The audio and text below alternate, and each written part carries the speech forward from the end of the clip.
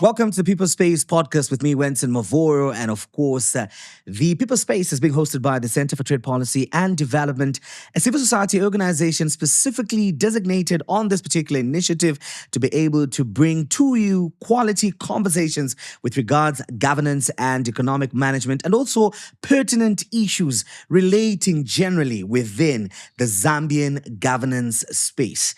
Today, I'm privileged to host Ms. Given Kapolyo from the Center for Trade Policy and Development. She is the Campaigns and Mobilizations Officer. And of course, we will be delving into several advocacy-related issues that CTPD has been up to, and most importantly, getting to know a little bit about her as we do often on this particular platform. You're welcome, Given.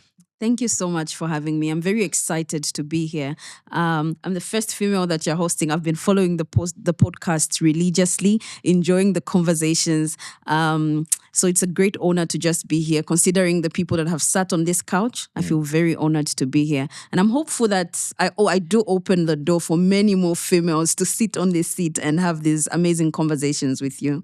I'm sure you could tell from my opening that I was excited to have you because you are definitely the first female. And of course, to those that are watching, we will have, here we have an open door policy and we host everybody. So Given definitely happens to be the pioneer. And you should expect many more to come as we get into this. But Given you've been involved in a lot of, initiatives at the Center for Trade Policy and Development. In my conversations, I remember the first time when you joined CTPD, because I hadn't met you physically, but when I saw you doing a lot of, a few things on Facebook, I called the ED. I'm like, who's that girl, She's very active. I like her. She's got the energy. She's got the zeal and the passion for what she does. So just let us in a little bit about who Given is outside, the work that you do at CTPD. It's very difficult for me to even speak about Given outside of the advocacy work, because Given and the advocacy work have ultimately become one person. But Given is just a young village girl from Kasama with big dreams. I've always just been, I think growing up, my mother will always say, I've always questioned things. I always asked why certain families had more than what we had. I always asked why it was always the men preaching at church. And I think from a very young age, and I always say that for me sparked my fire in being the very active advocate that I am. I am passionate about fighting inequalities, fighting for justice, ensuring that the lives of women, children, and young people are safeguarded at all costs. And I am a mother. I am a mother to a beautiful little girl that I say is one of the biggest roles that I've been blessed with. And I think that also transcends into why I do what I do. I have 2 brothers and 5 sisters, so we're 8 in total. My parents are farmers. My mother, a beautiful Kaunda woman, and my father, a very charismatic Bemba man. He's actually a WDC in his ward. So I always say perhaps that's where you get your charisma. Yeah, and maybe my passion to contribute to this country. So he's currently a WDC, and I'm constantly calling him and just saying, I hope, yeah. And he's like, relax. I'm the WDC chair. I've got this. But yeah, beyond that, I'm an activist. I am a feminist. I trained as a teacher. Okay. Interesting. I trained as a teacher in civic education and English at Kwame Nkrumah University. And while there, I was the chairperson or the speaker of the Student Representative Council. After my graduation, I continued with a lot of activism work in various youthful spaces, from championing youth inclusion in leadership to just quality and protection of young people and children. I'm a very passionate reader. I like to read. I always say for a long time, I did not even have a mentor because books were my mentor. I learned a lot of things from them, but also when when there are times when you don't have a TV, you don't have this, you really find ways of entertaining yourself. And I was lucky enough that I had a brother who loved reading as well. So I'd steal his books and then read. I wouldn't understand most of the stuff. I'd skip over some words that I didn't even know how to read. But I think that built the reading spirit in me. What else? Who else is given? I don't like any sport. I don't play any sport. But that's about it. Given is an advocate. She is a mother. She is the campaigns and mobilization officer at the Center for Trade Policy and Development. She is the coordinator for a powerful youth movement called the Young Professionals Network. She's going to be president of this country one day. Oh, okay. That's quite a bodacious statement, and I think that explains why Given is a befitting first female guest on this particular platform. But hey, it is the people's space, and you don't know what you're gonna get.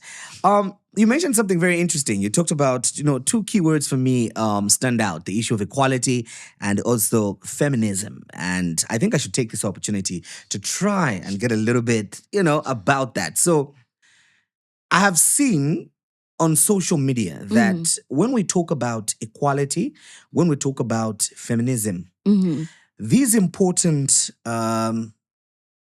aspects of activism have been limited to the comparison between men and women.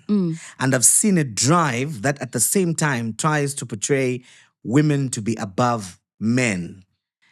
When we talk about feminism, when we talk about equality, I'd like to take this opportunity to first of all find out if you are that type of feminist, or what are we looking at when we talk about that kind of feminism?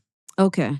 And I do get you. I do understand. And a lot of the times when I do introduce myself as a feminist, these questions do come up. Feminism has gone to what and has gone to what? And the simple explanation that I do give is that feminism purely is just fighting for the equality of all genders, that acknowledging that men and women are not the same, but we definitely are equal.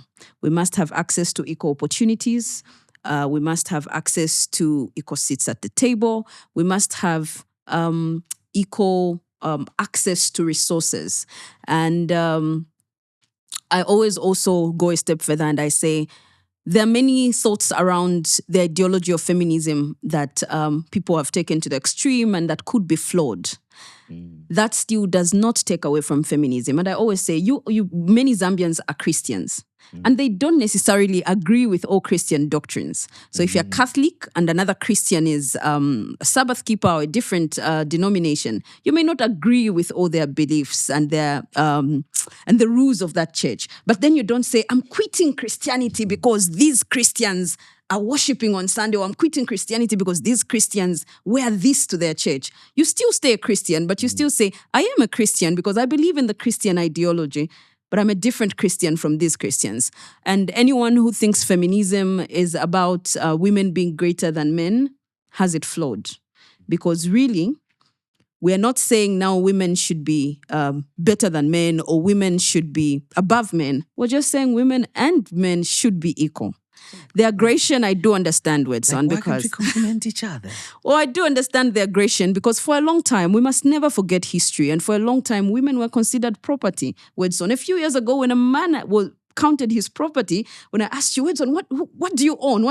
They'd begin by counting their wives. They'd say, I own 3 wives, 5 cattle, 3 chickens. So the aggression sometimes comes from where we're coming from, that I was property before, but now that I can own property, can I make it known that? And so I do understand that aggression that it comes with, but there's a lot of learning, unlearning, and relearning that needs to happen around equality and feminism. The ultimate goal is men and women are not the same, but they are equal. Should the idea of equality and feminism, before we move on, supersede our cultural affiliations? And before you answer, ladies and gentlemen, I think from that answer, it is safe to vote for Given. Should she officially be on the ballot? Don't ask me if she's eligible or not. That's a subject for another day. But hey, it is safe to vote for her after that answer. So Okay. Should our equality agenda and feminist agenda supersede our cultural beliefs? I think they can coexist. There's a way that we can integrate what we're fighting for into our culture. And I always give this example. Some years back, twins were an abomination. And they would throw them or kill them. But we found ways, and that was culture. So culture must evolve, it must change and accept best practices. Of course, if there are certain practices, cleansing, for instance, there were certain practices that were ridiculous and we did away with them without eroding our culture. And I feel like the principles of equality can still be embedded within our culture, and the two, we can find a way of still finding a balance between you are male, I respect you, I am female, you respect me, and we are equal and we coexist. It's still culture, because I know our culture is big on respect. It's big on, but initially it was big on respect for men. So now we could think around it as respect for all human beings equally, regardless of gender, still maintaining our culture. Interesting. So I think the most important take given is that, feminism does not necessarily have to erode our culture. And I love the way you've put it, striking a balance, finding a way of combining the two to come up with principles that suit us, create a better community where we accept one another, respect one another, and value each other as human beings. Very, very important there. So now, let's get back to, I think you need to come back for part 2 so that we can talk about this feminism and equality issues. I think I've got a lot of questions for that. So We should. look out for that episode. And to my boss, Miss Natalie Mwaka, and everybody else, we need this one back. When we talk about, you being a person that has passion for what you do within the civil society space, I mean, it's evident. It's there. It has earned you several names given, given the troublemaker, given the loud one, given the noisemaker, given this, given that. Tell us a little bit about your journey in the civil society space. Very interesting journey, and I will begin right from the beginning. Like I mentioned earlier on in my intro, the troublemaker who questions everything was right from a young age questioning everything. I think my mother would even get tired of saying, "You not to keep chef your pabantu," and whatnot. But I would really say that my real journey in the civil society space began in 2021, April 2021. I was a fourth year student. At Kwame Nkrumah University, scrolling through my Facebook, and I saw a post by the Center for Trade Policy and Development, and it said, "What would you do if you were president?" And it was a competition that they were launching, the People's President, they called it, and they were asking young people between 18 and 35 to send in a video explaining what they would do if they were president of this country. I remember that one very well. Yes. And it sparked my interest. And I looked at it and I saw, president of this country. And I wanted to apply so much. And also there was a reward of 35,000 kwacha. So two things there sparked my interest. One, as a young person who's always been passionate about governance and wanting to contribute to the development of this country, I said, I'm not yet 35, which is the official age for president in this country, but I could get the chance to, be the people's president. Exactly. And so, but also another thing that sparked my interest was I was in my fourth year and I was owing quite a huge amount in fees at my university. So I wasn't going to graduate if those fees were not. So it's like, so I could enjoy the governance that I like, and still, if I won this, I would then clear my outstanding fees and be able to write my exams and graduate. And that excited me. But before I could even apply, the thought came in, and I thought, this is a nationwide competition. That means I'll start to apply. And many of us who grew up outside Lusaka always had this, I don't know if I should call it an inferiority complex, but where you think, they're probably just going to pick people from Lusaka. They've probably already even picked young people from Lusaka. They're brilliant, they're shiny. If we won't even stand a chance. So I forgot about the ad for a while until the 22nd of April, which was my birthday. I said, you know what? It's a gift to myself. Let me just send in the video. What's the worst that could happen? And I got my phone and took the video, and I told them, I remember very well, I when I asked my older brother, what do I even say? Like, what do I say in a minute that could convince these people to come in? And he said, just the truth. And I remember when I recorded the video, I started, my name is Given Kapolyo from Lusaka, from Kasama, Zambia. I was born in a public hospital. I went to a public school. I'm very passionate about Shani. And I forgot about it. I sent it in and I forgot about it. A few weeks later, I received the call that, oh, you've actually been shortlisted as one of the top 10 countrywide. And we need you guys to travel to Lusaka so we can begin our trainings and whatnot. I was shocked. I genuinely was shocked and was like, Ine, what happened to the young people from Lusaka that I was scared of? I was like, okay, great. Came in for that training, but just there, Wedson, it sparked some sort of belief in me about our civil society and about CTPD as an organization, because it could have been easier for them to just shortlist candidates from Lusaka. It would have been cheaper logistically. It would have been, but they proved my assumption that these opportunities were just for young people in Lusaka, and they were looking for genuine young people. And they brought in a young girl from Kasama, and she came through and participated. So that ultimately started also building the confidence in me. Like, so civil society is really about inclusion, and they're not just looking around the line of rail. And so we came in, had intense trainings. I won't even lie to you. 2021 is the first time I had our debt situation explained, because we had experts come in. We were the 10 of us, brilliant young people, got to meet brilliant young people from the University of Zambia. Many of them were lawyers, economists and whatnot. And when they broke down our current debt situation, they broke down the governance issues that we're facing as a country. I was shocked. I'm like, wait, what? We owe this much, and we keep borrowing, and we're not investing in sectors that could pay back this debt and whatnot. And so it was very eye-opening for me. That entire experience, I think, lit a new fire in me, and the competition went on, and we had various episodes on Diamond TV, powerful debates around debt, agriculture, our tax regimes and whatnot. One of the things that we're pushing for is the enactment of the tobacco control law. And we noticed that it was slow. The process was extremely slow. First thing we did, we stormed Ministry of Justice, who are responsible for drafting these pieces of legislation. So we stormed Ministry of Justice and we asked to see the minister, and we're told, no, he's busy. We drop off a letter, invite the media there, drop a statement, just a lot of radical, it's been a lot of radical advocacy.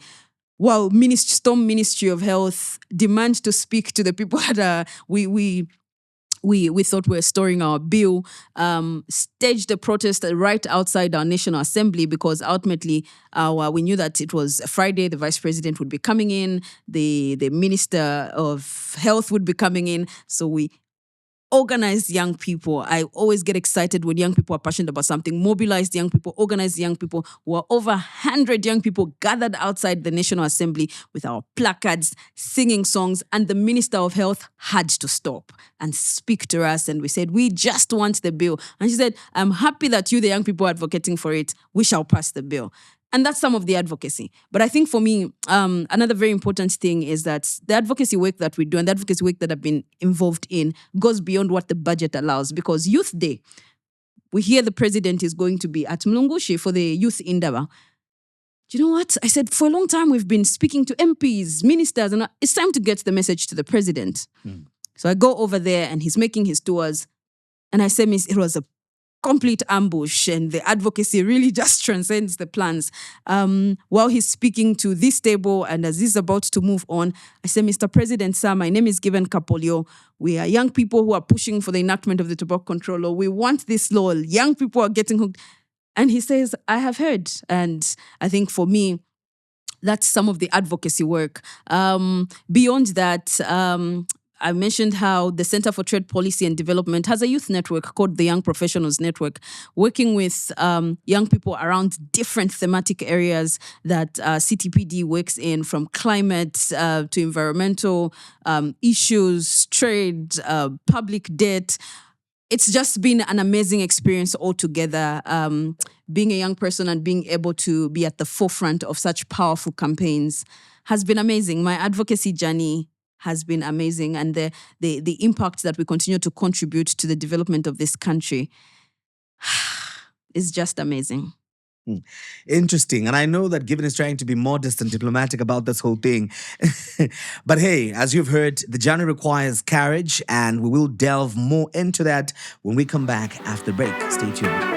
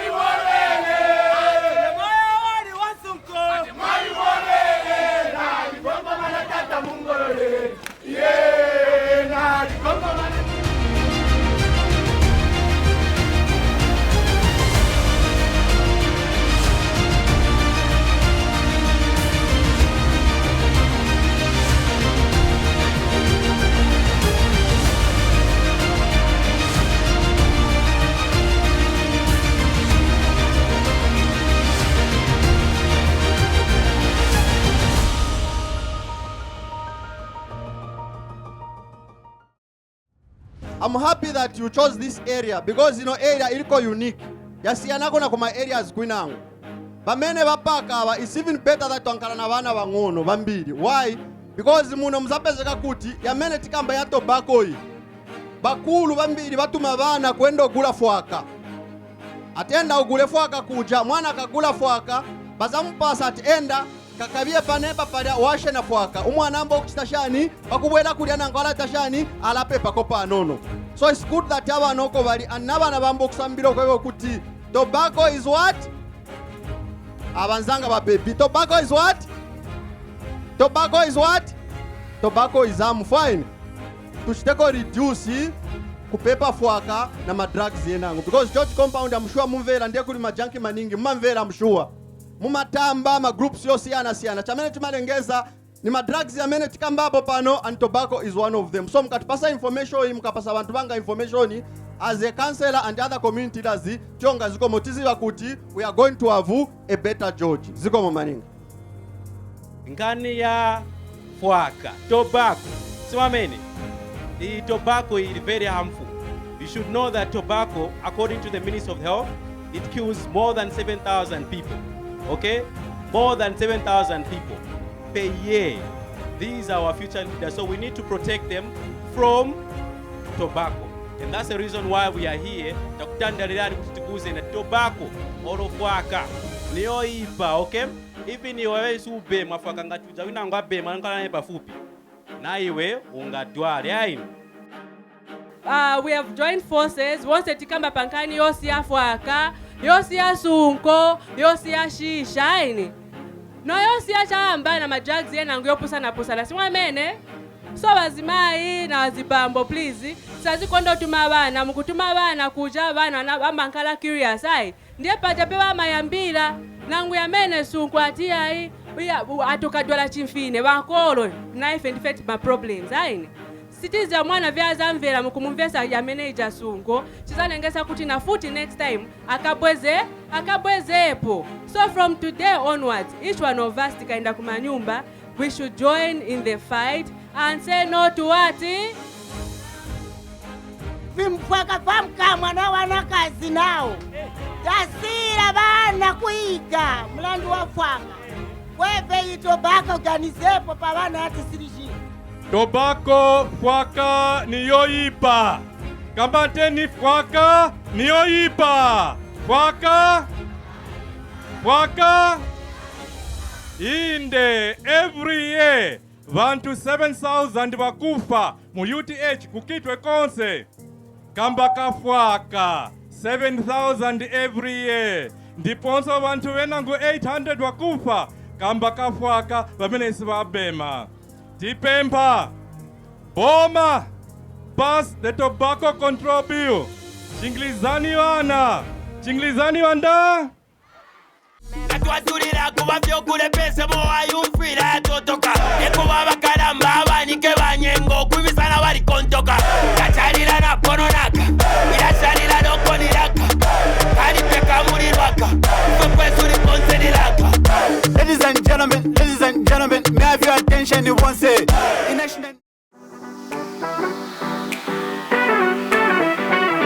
Welcome back to the People's Space with me, Wenson Mavor, and today I'm having an exciting and meaningful conversation, getting to know what an extraordinary young lady is doing within the Zambian governance space, and of course, not limiting the conversation to her massive impact, but also looking at some of the pertinent issues that she is directly involved in when it comes to mobilization and also, leading the campaigns at the Center for Trade Policy and Development. And this is no other than Given Kapolyo. So Given, earlier on, we spoke about some of the things that you're doing and who you are a little bit. And what are some of your hobbies? You said you don't do sports and, you read. I read. But beside reading, what other things do you do, as a young person?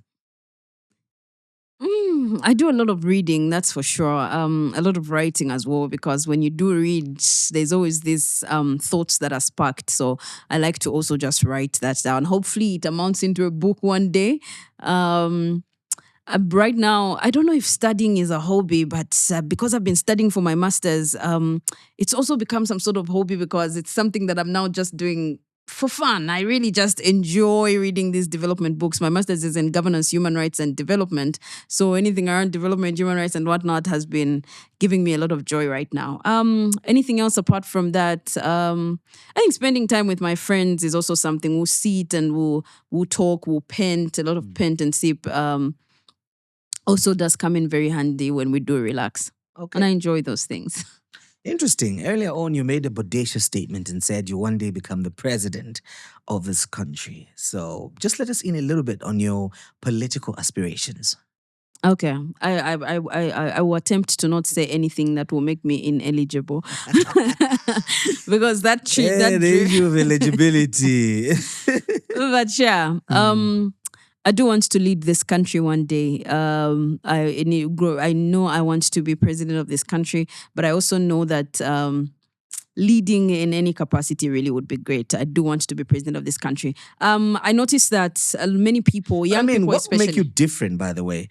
Look, I'm going to be very honest here and allow me to speak on behalf of a few people that still may not be ready for a female president for reasons best known to them. Not that I am one of them. I'm just speaking on behalf of them. What will make you different? Because look, being in this political cycle, having seen what has been going on, I'll tell you, most of these leaders, at the end of the day, it bottles down to their own selfish interests, for lack of a better term. I'm yet to see a leader that will prove otherwise. Well, I'm not saying we don't have leaders, but I'm just saying I am yet, especially on the African continent, many of them usually tend to disappoint us. What will be different about you? for starters, what will be different is that I'll be a female president. Hopefully the first one you have in this country, but still glad if somebody else, another female takes it before I do. What will be different, Wetson? And I do agree with you. We've seen a lot of selfish leaders come by, but I think a lot of what has been destroying our leaders is thinking, I know it all. I know everything from economics to agriculture, so what I say goes. There's very important need for a leader to invest in the people around them and trust in experts in the fields. When somebody who's an expert, an economist, advises and says, President given, we've tried this route could be better. You look at the options and believe in the experts that you've surrounded yourself with. Because for me, to just want to dictate how every sector runs is how we end up just crushing the whole system. Surrounding yourself, it's very important that even though you're the vision carrier as the leader, to surround yourself with people that know these things that will contribute to the development of the country. I know I will be a different president. A few things. the integrity levels, truthfulness to the people, and just understanding the struggles of the people, sympathizing with the people. And I always say this, a lot of our leaders would get away with a lot if they just understood the importance of understanding the struggles of your people, responding to those struggles, because ultimately, Wedson, if I am hungry and you build me a road, I will still say you have done nothing because you have not responded really to the challenges that we're facing. But also, if that road will ultimately, in the end, be a cure to the hunger that I am experiencing as a citizen, you do not explain it to me like, Mona Given, I know you're hungry right now, but if I put this road here, ultimately it will be the road that is used to bring the food to you so that you're not hungry anymore. Then they appreciate it and understand it. And we continue to miss that continuously because I don't know how we're brilliant before we are in the office, and then when we get there, it is about what Given wants. I will be a different president. I assure you that. Now, you spoke about an important thing of investing in the people around you. And on that, I have seen a trend where the most educated people that surround the president, presumably, I'll use the word presumably deliberately because, yes, they have the academic qualifications on paper, which are credible from credible institutions. But the presumption comes in by virtue of how we see their contribution to the office of the president. People come up with all kind of bootlicking songs, names, and all these things. Will you be different? Will you be open to criticism? I hear you. And when you mentioned the word bootlicking, I remember my university days, and they came up with a song, Kapolyo,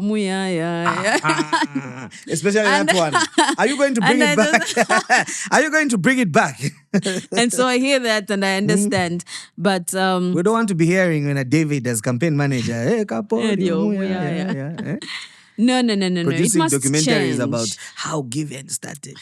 We must learn from the errors of the past. We cannot continue to repeat the same mistakes and expect different results. And it's a plea to the young people that are coming up, whether it's in the many different fields that they're in. If we've seen mistakes made by those that have gone before us, we must learn from them and do differently. I believe in the fact that myself and the many young people who are the leaders that we're growing now will be very different. So this bootlicking and whatnot should really not even be condoned. And I know it's a process that people have gotten accustomed to it, and they think that's what politics is about. But we need to do away with it. And I have a lot of faith in the young people of now that it's something that we're quickly doing away with. When we talk about a president changing things, there are two things involved. In my opinion, there's the individual, there's the system. Yes. Okay? The system has been in existence for a long time. And there's a woman academician who wrote a book about systems. I've just forgotten the title of that book, but it is something that I'll recommend to you. She said, systems cannot be fixed because they produce exactly what they were designed to produce. So the first question we ask is, who designed our political system? What does it produce? And who does it benefit more? Exactly. Until we ask that question, then we can have somebody who will bring the change that we want to see. Because oftentimes, a brilliant and intelligent politician like you will assume power, but guess what? You have to work within the system. So the question is, do you have the courage to change the system? Undoubtedly so. And I do agree with you on that line of thought. What has kept us in the same place is even when we have strong men in strong individuals in the position, the system is still weak, and a weak system ultimately just produces a weak leader. There's deliberate need to change these systems that continue to have us rotating and continues to swallow our brilliant leaders in the system. I will be that leader, and I believe in the fact that many young people that we're producing now have seen the errors in our systems and how good leaders continue to be swallowed. We need an overhaul, like where we just sit and say, like you've said, who designed these systems? Who's benefiting from them? And if they're not benefiting who they ought to be benefiting, who are the Zambian citizens, then they're no good. And we must not maintain them. We must change them to see that they're developed by Zambians to benefit Zambians. I see this problem all the time that before we get into office as politicians, as upcoming politicians, look at me saying, before we get into office, we'll say all sorts of things about, this is not right, we'll change it. And then you get into the system and you begin to use the same instruments to then now benefit you, the same instruments or the same systems that you were condemning. That should not be allowed to happen. And as a new crop of politicians, we ensure that we come with a new system that benefits the Zambian people. Quickly, let's talk about women participation in politics. Are you satisfied with the current involvement of women in politics or leadership roles? What would you like to see? It's very sad. And I know every time I speak about women in leadership and people will throw around some names. They'll say, no, but this bank is being led by them, and they'll throw around all these names. And I'm like, yes, and the list is done. You were able to mention them because the list is that small. It's very sad. Somebody who's passionate about equality and as somebody who's seen the journey of women in improving themselves and evolving themselves and preparing themselves to take up leadership, it's sad that we've not taken up enough spaces and gotten enough seats at the table. Look at our National Assembly. Look at our cabinet. National Assembly is slightly even better, but cabinet is a sad sight. And I know people will throw around words like competency and experience. And it's the same words that are thrown around every time we talk about women and youth. And the truth is, Wedson, the scale is not balanced even when we weigh competency and even integrity and whatnot when it comes to appointment of women and young people, but especially women, because the question gets thrown around every time a woman is appointed. The same scale is not thrown around when a man is appointed. It's almost like when a man is appointed, they're already credible until they prove themselves otherwise. When a woman is appointed, on the other hand, they're not credible, and so now they need to start proving themselves credible. It's very unfortunate for a country that has so many amazing women that have risen to and garnered enough experience to be appointed to some of these positions. We must see it reflected. But also, it's one thing for our leaders to say, no, we believe in gender equality and we believe in upholding equal opportunities for men and women, but it's not reflected in our appointments.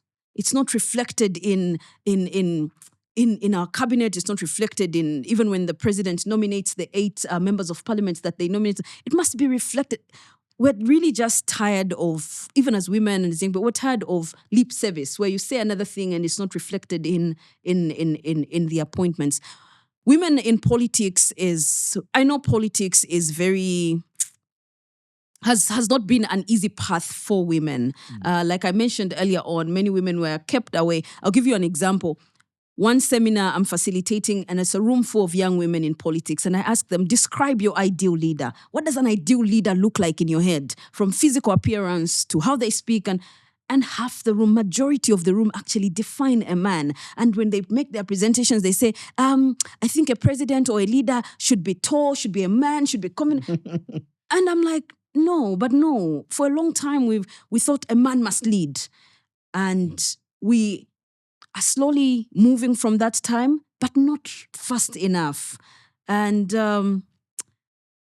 it's not right, Wetson. It's women have put in so much in preparing themselves for these positions.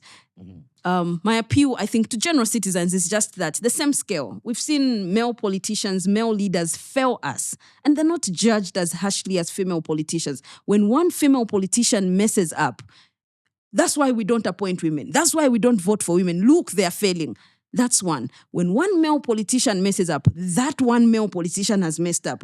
No, the scale of either integrity, capacity, or a competency should be the same. A lot of mindset change obviously is needed to be able to see to it that we have more participation of women in politics. But let's move on and take a look at some of the work that you've been doing actively with regards, the tobacco space. And what are your thoughts on government delays to be able to enact the tobacco control bill? You spoke and highlighted earlier on some of the courageous initiatives you took to be able to get the message across to the relevant leaders who could make this happen. My immediate thoughts are utter negligence. It is negligent that 15 years after Zambia signed on to the World Health Organization Framework Convention on Tobacco Control, the law has still not been domesticated. 15 years. It's negligence that we understand that we continue to get young people continue to get hooked on tobacco every day. It's negligence that we know that annually we're losing over 7,000 lives to non-communicable diseases that are directly related to tobacco consumption, and we continue to do nothing about. I think for me, first thoughts, utter negligence from all angles.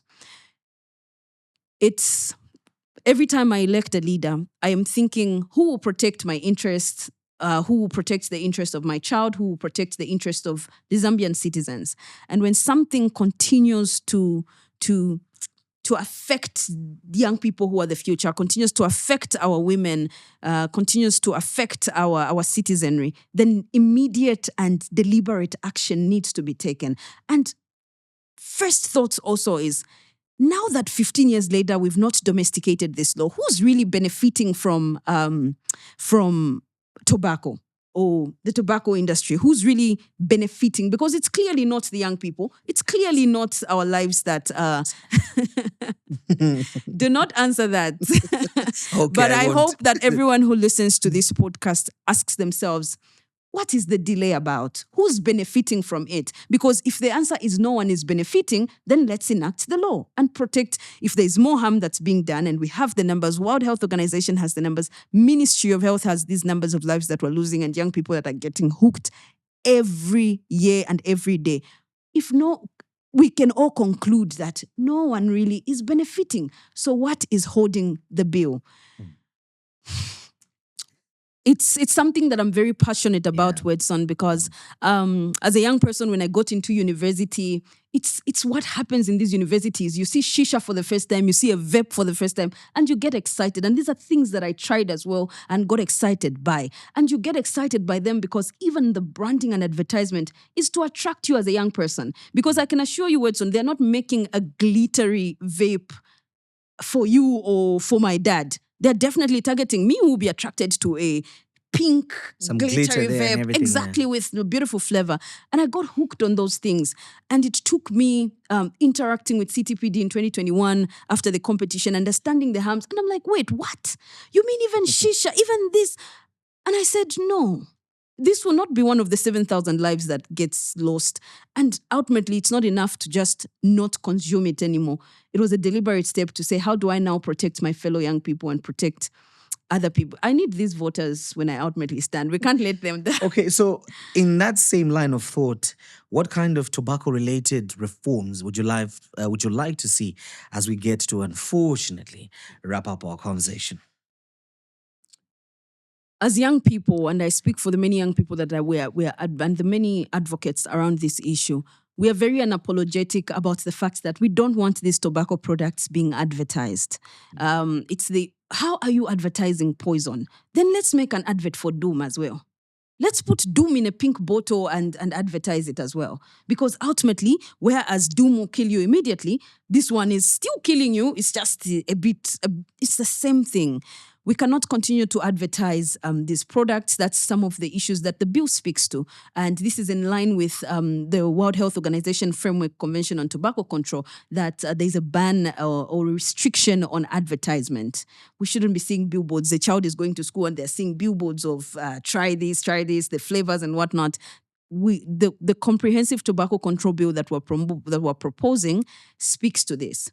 Further to that, was speaking to the age of access. Initially in the proposed bill, we proposed that the age should be 21.